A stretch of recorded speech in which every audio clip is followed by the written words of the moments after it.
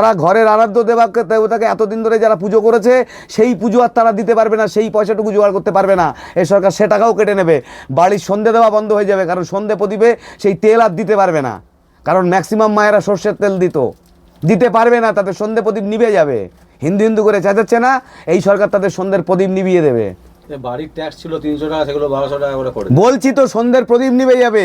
মুসলমানরা প্রদীপ প্রদীপ দেয় না, ওরা তেল শুধু ওই মাংস রান্নার জন্যই ব্যবহার করে।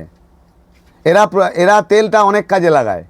আমরা হিন্দুরা ওই প্রত্যেক দিন মায়েরা সন্ধ্যেবেলা প্রদীপ দেয়, তারপরে তুলসী মন্দিরে দেয়, মানে হিন্দু সনাতন বাড়িতে যেগুলো হয় সেখানে একটা তেলের ব্যবহার আছে। পুজোর মানে ঘরেও সেখানে চিনির একটা ব্যবহার আছে, সেখানে ছানা ননির একটা ব্যবহার আছে, সেখানে মিষ্টির একটা ব্যবহার আছে। সেটা আর হবে না, পারবে না ম্যাক্সিমাম মায়েরা। তাহলে বলতে হবে আমি বিজিবি করি বলে মিষ্টির দোকান থেকে মিষ্টি চুরি করে নিয়ে যেতে হবে, নাহলে ঘরের সন্ধে হবে না। প্রথম যেটা প্রশ্ন সেটা হচ্ছে, আমরা তৃণমূল জামানে দেখেছিলাম প্রাক্তন মুখ্যমন্ত্রী মমতা ব্যানার্জি ভবানীপুর থানাতে গিয়ে রীতিমতো ঝামেলা করেছিলেন, এবং সেখানে পুলিশকে দেখেছিলাম আমরা চেয়ারের তলায় লুকোতে। তো রাজ্যে এখন পালা বদল হয়েছে, মাত্র হাতে গোনা 110 কি 15 দিন হবে। তার মধ্যেই আমরা দুটো ঘটনা দেখলাম। একটা হচ্ছে ইন্টালি থানাতে বিজেপির নিজেদের গোষ্ঠীদ্বন্দ্বের ফলে তারা গিয়ে থানাতে তালা লাগিয়ে দিল, এবং ঘন্টার পর ঘন্টা তালা লাগানো অবস্থায় ভেতরে পুলিশ অফিসাররা বসেছিলেন। কোনো কাজ হয়নি, কোনো কিছু হয়নি, এখনো পর্যন্ত কেউ গ্রেপ্তার হয়নি, গ্রেপ্তার হয়েছে 0। আজকে আমরা দেখলাম হচ্ছে পীযূষ কানাডিয়া, তিনি নারায়ণপুর থানাতে গিয়ে রীতিমতো হুমকি দিচ্ছেন আইসিকে, এবং তার দলবল নিয়ে বলছে আইসি কোথায় আছে, আইসিকে ডেকে নিয়ে আসুন, এখানে আমরা ধর্ণা দেবো। যা নয় তাই বলছে। মানে তাহলে রাজ্যে চলছেটা কি? এটাই হচ্ছে আমাদের আজকের সবথেকে গুরুত্বপূর্ণ প্রশ্ন। রাজ্যে আইনের শাসন চলছে, এটাই আইনের শাসন। হয় পুলিশ অফিসাররা তাদের মেরুদণ্ড ভেঙে ফেলেছে, আর না হয় এর যে বিধিবদ্ধ আইনি ব্যবস্থা আছে তারা নেবে। আপনি যাদের নাম বললেন তারা তো কোনো বড় হরিদাস পাল নয়, তারা থানা গিয়ে আটকাতে পারে না। থানা আটকিয়ে রাখা মানে হচ্ছে জনসাধারণের হ্যারেস করা। সেই যে সময়টায় তারা থানাকে বন্ধ করে রাখলো, সেই সময়ে যে মানুষগুলো তাদের দরকারের জন্য গেছিলো, সাধারণ মানুষ, তারা সেখান থেকে বঞ্চিত হয়েছে। তো এই যারা বঞ্চিত হয়েছে তাদের দায়টা কে নেবে? তাদের যে সমস্যাটা থেকে গেল বা তাদের যে ব্যাপারটা ঘটলো, তাদের দায়টা কে নেবে? তাহলে তারাকেই নিতে হবে। এবং এই অফিসারকে এর বিরুদ্ধে ব্যবস্থা নিতে হবে। হ্যাঁ, হয়তো তিনি ব্যবস্থা নিলে ওই একই অবস্থা হবে, তিনি হয়তো বদলি হয়ে যাবেন। আসলে আমার মনে হয় যেটা প্রশাসন, অ্যাডমিনিস্ট্রেশনটা অ্যাকচুয়ালি কন্ট্রোল হয় পলিটিক্স দ্বারা। এইটাকে যদি কিছু করা যায়, যতদিন না অ্যাডমিনিস্ট্রেশন আর পলিটিক্স একদম গায়ে মাখামাখি না থাকবে, মানে আপনারা বারবার দেখেছেন যে রাজনৈতিক দলই জিতুক না কেন, সেই রাজনৈতিক দল প্রথমত সে পুলিশকে ব্যবহার করে, এবং পুলিশকে বাধ্য হতে হয় তাকে ব্যবহার করার মতো। মানে পুলিশ হচ্ছে কিছুটা কি বলবো, সেই পোষ্যদের মতো ব্যাপার একটা, মানে ওদেরও কিছু করার নেই যেন। এই জায়গা থেকে একজন আইসি বলুন, ওসি বলুন, যারা যারা আছেন তারা প্রত্যেকে নিজেদের একটা মানে যোগ্যতা দেখিয়ে তারা সেখানে এসছে। কিন্তু দেখা যায় কিছু এই কি বলবো, একদম মানে মূর্খ গাঁওয়ার যেসব নেতারা আছে, তারা এদেরকে কন্ট্রোল করে, বা তারা এদের সামনে খারাপ কথা বলছে, সেটাকে তাদেরকে মানতে হচ্ছে। কারণ একটাই থাকে, কোথাও একটা ভয় থাকে, আমাদের পুলিশ মন্ত্রী অমুক ব্যক্তি, পুলিশ মন্ত্রী যা বলবে তাই হবে। এখন পুলিশ মন্ত্রী যা বলবে তাই হবে যদি হয়, তাহলে আমার মনে হয় পুলিশের চাকরির পদগুলো না রাখা ভালো। কারণ পুলিশ মন্ত্রী যা বলবে, পুলিশ মন্ত্রী হবে যে দল জিতবে সেই দলের মন্ত্রী যা বলবে পুলিশ তাই করতে হবে, এইটা ঠিক না। আবার এটাও ঠিক, আপনাকে বলছি, রাজ্য জুড়ে আমি এটাও দেখছি, পুলিশ কিন্তু বিজেপি কিংবা বিরোধী যে কোনো দলেরই লোককে সুযোগ পেলে ছাড়ছে না, এটা কিন্তু ঠিক। পুলিশের কিন্তু এখন বাজারটা ভালো যাচ্ছে একদিক দিয়ে, আগে যেমন একরকম চাপ আসছিল, এখন ওদের একরকম চাপ না, এত রকম চাপ, ওরা সবাইকেই সামালতে দিচ্ছে, সবার কাছ থেকেই ওদের ভালো হচ্ছে, ওদের কোনো ক্ষতি হচ্ছে না। আজকে যে ঘটনাটা বললেন, উনি অসভ্য, তাই উনি ও কাজ করেছেন। কারণ কোনো সভ্য ভদ্রলোক গিয়ে মানে থানায় তালা মারার ক্ষমতা বা পুলিশকে আটকে রাখার ক্ষমতা এটা নেই। হ্যাঁ, উনি ওখানে ধর্ণা দিতে পারেন, উনি ওনার প্রতিবাদ জানাতেই পারেন, সেটার একটা পদ্ধতি আছে। সেই পদ্ধতিতে তিনি যদি যেতেন, সেটা কনস্টিটিউশন অনুসারে যেটা পারমিট করতো ঠিক, কিন্তু উনি নিজে একজন মানে কনস্টিটিউশনের ব্যক্তি, উনি যদি এমএলএ বা এমপি হয়ে থাকেন। না, আজকে যেটা হয়েছে সেটা পীযূষ কানাডিয়া, মানে সেটা উনি তালা লাগাননি, তালা লাগিয়েছেন এন্টালি থানা অন্য, মানে বিজেপিরই লোক, অন্য লোক যারাই লাগাক, তারা এটা লাগাতে পারেন না প্রথমত। তো যদি লাগিয়ে থাকেন সেটা মানে আনকনস্টিটিউশনাল হয়ে গেল।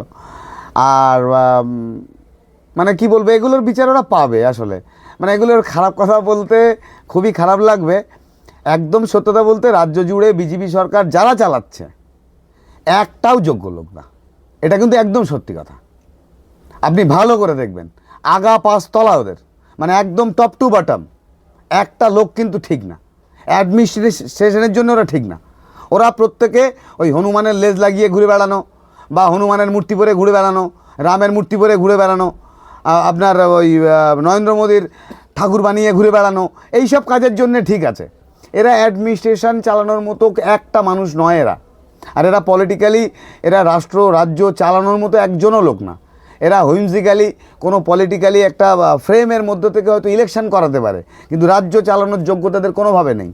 এই তো আপনি দেখবেন অগ্নিমিত্রা পাল মানুষকে খারাপ কথা বলে আসছে, পরে বলছে না আমার বলাটা একটু লাউডলি হয়ে গেছিলো, এটা একটু স্লো করা ভালো। আর রাজ্য সভাপতি বলছেন দল কিন্তু ঠিক জায়গায় নেই। দিলীপ ঘোষ একটা কথা বলছেন, মানে ওরা কে কখন কি কথা বলছে, ওরা কারুর সাথে কারুর। আমি বলছি, যিনি গেছিলেন ওই থানায় তালা লাগাতে, আমি ওই ওসিকে বলছি আপনি এক্ষুনি গিয়ে ওনাকে লক আপ করে একদম আগা পস্তলা সমান করে দেন, ও লোক বলে দেবে কে ওনারে বলেছিল ওই লাগাতে, কেউ বলেনি। আমি বলছি ওরা মনে করছে আমি বিজেপি করি মানে আমি যাতাই করতে পারি।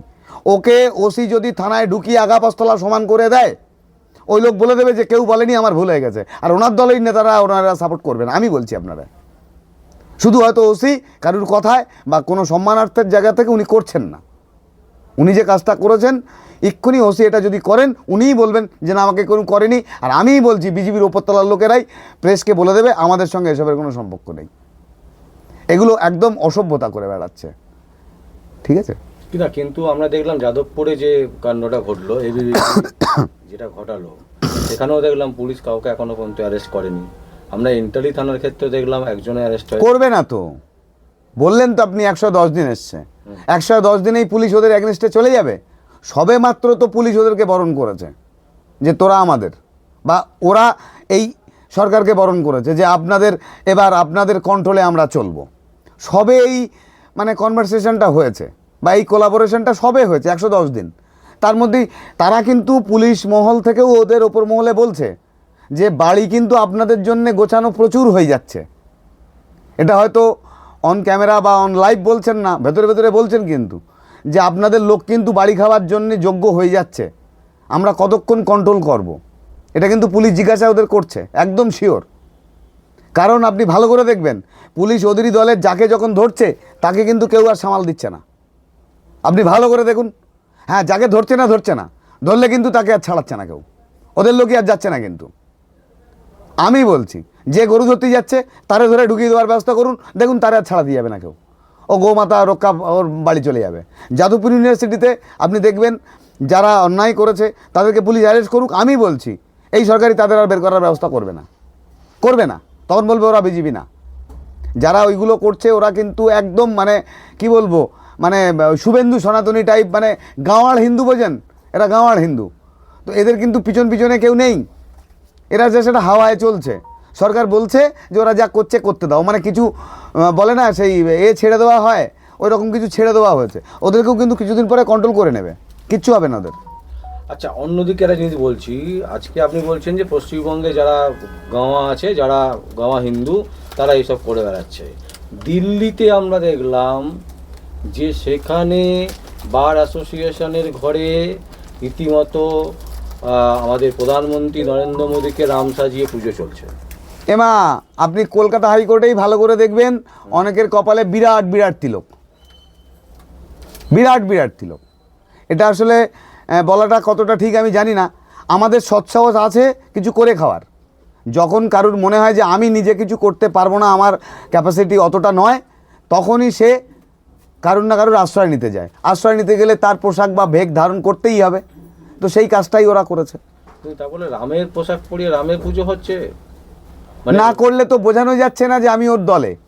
বিজেপি করতে সেই পারবে যারা ওদের সাথে রাস্তায় নেমে হনুমানকে রাস্তায় নাচাতে পারবে বা রামের নাম করে চাঁদার পয়সার বাক্সটা চুরি করবে, তারাই প্রকৃত হিন্দু। এই তো এতদিন ধরে এটাই প্রমাণিত হয়েছে।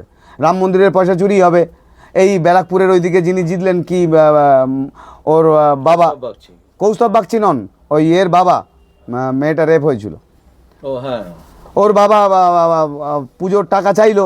এইসব না বললে তো ওরা সনাতন কিনা বোঝা যাচ্ছে না। ওই যে মন্দিরের টাকাটা চাইলো, তার মানে উনি, হ্যাঁ, অভয়ের বাবা, উনি হলেন আসন সনাতনী। কী ব্যাপার, মন্দিরের টাকাগুলো আমার দিয়ে যাও। রাম মন্দিরের টাকা যারা চুরি করলো তারাই তো প্রকৃত সনাতনী। সনাতন হতে গেলে আপনাকে রাম পুজো করতে হবে, পারলে নরেন্দ্র মোদীর পুজো করতে হবে, রামের পয়সা চুরি করতে হবে, রামের নাম করে লোকের সাথে পয়সা জুলুমবাজি করতে হবে, ইসলামের নামে খারাপ কথা বলতে হবে, মন্দিরে মন্দিরে বলতে হবে চাঁদার টাকাগুলো আমাদের বাড়ি দিও, আমরা অমুক পদে আছি তমুক পদে আছি। এইসব করলেই বোঝানো যাবে আমি হিন্দু। অ্যাকচুয়ালি হিন্দু না, আমরা বিজেপি আসলে। আমার এরা কোনো ধর্মের হয় না। আমার শেষ প্রশ্ন হচ্ছে, শুভেন্দু অধিকারী রীতিমতো বলছেন যে যারা ভোট দিয়েছেন তারা সমস্ত মানে ইয়ে পাবেন, ফেসিলিটি কি পাবেন? যা যা মানে অনুদান, কোনো ফেসিলিটি পাবেন না। আর কবে পাবেন? 110 দিন হয়ে গেছে। যারা দেননি তারা পাবে না তো। আমি বলছি ওনাকে 30% মানুষ ভোট দিয়েছে, 30% মানুষ ভোট দিয়েছে। উনি এখনও 3% মানুষকে কিছু দিতে পেরেছে? উনি বলুক, ওনার যারা পার্টির নেতা মন্ত্রী তাদেরকে কিছু দিতে পেরেছে? তারা মেরে কেটে যা পেয়েছে, লোকের ঝেড়ে টেড়ে নিয়েছে, সব অঞ্চলে খবর পাওয়া যাচ্ছে। সব নেতারা এর কাছ থেকে টাকা তুলছে, ওর কাছ থেকে টাকা তুলছে। এ বাদে শুভেন্দু অধিকারী তার সরকারের থেকে তার নেতাদের, তার কর্মীদের কিছু দিতে পেরেছে? মানুষকে তো পরে দেবে, সেটাকে বলুক। তা তার কর্মীদেরই এখন 110 দিনে কিছু দিতে পারিনি, সে তার ভোটারদের কী দেবে? যারা ভোট দিয়েছিল বারবার বলছে, শোনেননি যে আমরা ভোট দিয়ে ভুল করেছি, কী দেবে উনি ভোটে? ওনার কর্মীদেরই উনি কিছু দিতে পারবেন না। আরে 80 টাকা চিনির কিলো, তো ওনার কর্মীরা উনি কী দেবেন? চিনি কিনতে গেলে আধার কার্ড লাগবে, উনি ওনার কর্মীরা কী দেবে? উনি হয়তো মুখ্যমন্ত্রী বলে ওনারটা ছাড় হবে, কিন্তু ওনার যাই হোক পরিবার নেই। আজকে ওনার ছেলেপিলে থাকলে চিনি কিনতে গেলে তো আধার কার্ড চাইতো, সেই ওনার আধার কার্ড নেই, যেতে হতো, উনি মুখ্যমন্ত্রী তো ছাড় পেতো না, ওনারই আইনে উনি ধরা পড়ে যেত। রান্নার তেল 250 টাকা করে, রান্নার তেল 250 হয়েছে, এটা বড় কথা না। আমরা খুশি হিন্দু রাজ্য হয়েছে। হিন্দুদের কি ক্ষতি হবে হিন্দুরা বুঝতে পারছে না। হিন্দুরা কি ক্ষতি নিজেদের করেছে, তাদের ধর্ম চলে যেতে পারে, তাদের ধর্ম সংকটে পড়েছে, তারা বুঝতে পারছে কিনা আমি জানি না। তারা ধর্ম সংকটে পড়েছে, পুজো দেওয়ার কলা চিনি নুন কিনতে পারবে না। তারা ঘরের আরাধ্য দেবতাকে এতদিন ধরে যারা পুজো করেছে, সেই পুজো আর তারা দিতে পারবে না, সেই পয়সাটুকু জোগাড় করতে পারবে না। এই সরকার সে টাকাও কেটে নেবে, বাড়ির সন্ধে দেওয়া বন্ধ হয়ে যাবে, কারণ সন্ধে প্রদীপে সেই তেল আর দিতে পারবে না। কারণ ম্যাক্সিমাম মায়েরা সর্ষের তেল দিতে পারবে না, তাদের সন্ধে প্রদীপ নিভে যাবে। হিন্দু হিন্দু করে চেঁচাচ্ছে না, এই সরকার তাদের সন্ধ্যের প্রদীপ নিভিয়ে দেবে। বাড়ির ট্যাক্স ছিল 300 টাকা, সেগুলো 1200 টাকা করে করে। বলছি তো, সন্ধ্যের প্রদীপ নিভে যাবে। মুসলমানরা প্রদীপ দেয় না, ওরা তেল শুধু ওই মাংস রান্নার জন্যই ব্যবহার করে। এরা তেলটা অনেক কাজে লাগায়।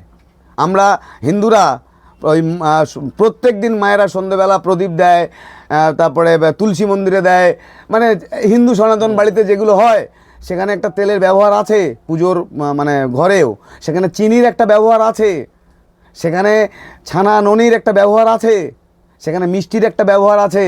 সেটা আর হবে না, পারবে না ম্যাক্সিমাম মায়েরা। তাহলে বলতে হবে আমি বিজেপি করি বলে মিষ্টির দোকান থেকে মিষ্টি চুরি করে নিয়ে যেতে হবে, নাহলে ঘরের সন্ধে হবে না।